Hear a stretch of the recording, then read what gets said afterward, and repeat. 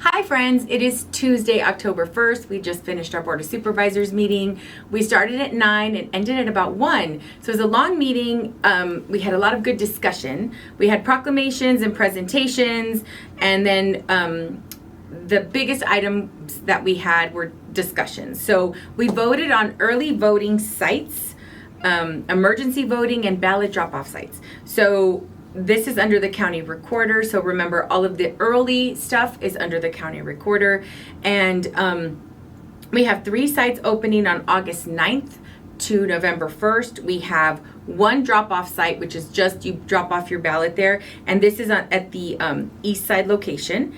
And then that's at 6920 East Broadway. And then we have 4 locations in D5 for early voting. So when you go to pima.vote, probably later on today, you'll see the list that I'm talking about, and then there'll be a graphic at the end here, at the end of this video, showing you where you can go beginning October 9th.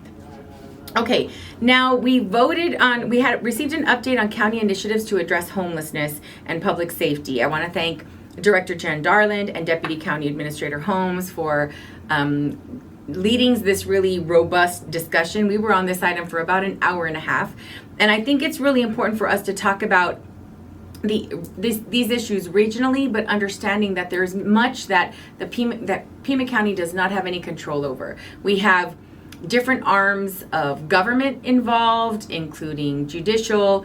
We have law enforcement. We have the city of Tucson and other cities and municipalities, and how their ordinances might overlay on ours.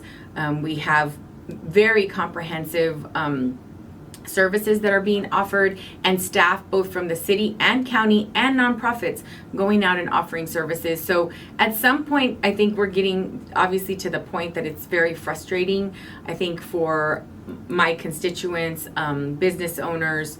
You know, I'm sure many of you know somebody, or you yourself have been impacted by an encampment or a cleanup. And so the level of frustration in our community continues to increase, and I understand that. And we are doing everything that we can at this level to try to be a part of the solution, and we'll continue to do that.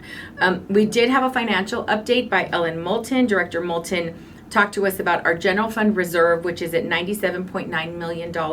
That is essentially setting aside that cash amount for a really positive credit rating. So it's about 17% of our overall budget, but our contingency budget is $3.7 million. And I think that's really important for us to understand. Historically, we have $5 to $10 million in our contingency, and we're only in the second month of this fiscal year. So I think it's important for us to look at that.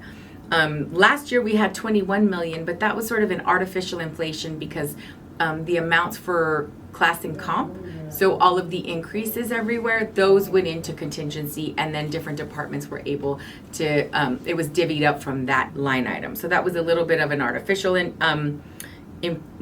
expansion of that line item, but historically on the low end is 5 million, and we're at 3.7. So we definitely don't have enough contingency, in my opinion, for us to feel comfortable.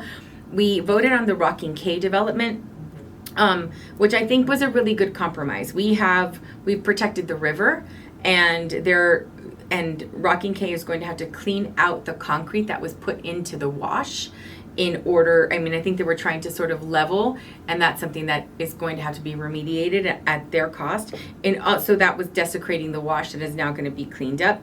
And we're getting a new trail in Pima County. It's going to be the Hope Camp Trail, and that will be paid for by Rocking K. So we appreciate that. Our next meeting is going to be Tuesday, October 15th. And since this was a short meeting, I want to go ahead and show you what our ballot is going to look like. So this is a sample, right? Both sides. So when people say it's a little longer, this is what they mean. So you're going to have to go through the entire ballot, and I want people to start getting comfortable with this idea. Energize before voting, get all of your information together, be an informed voter, because it's so critically important for people to vote in this election. I want to thank you for keeping up with Pima County politics. Stay safe, my friends.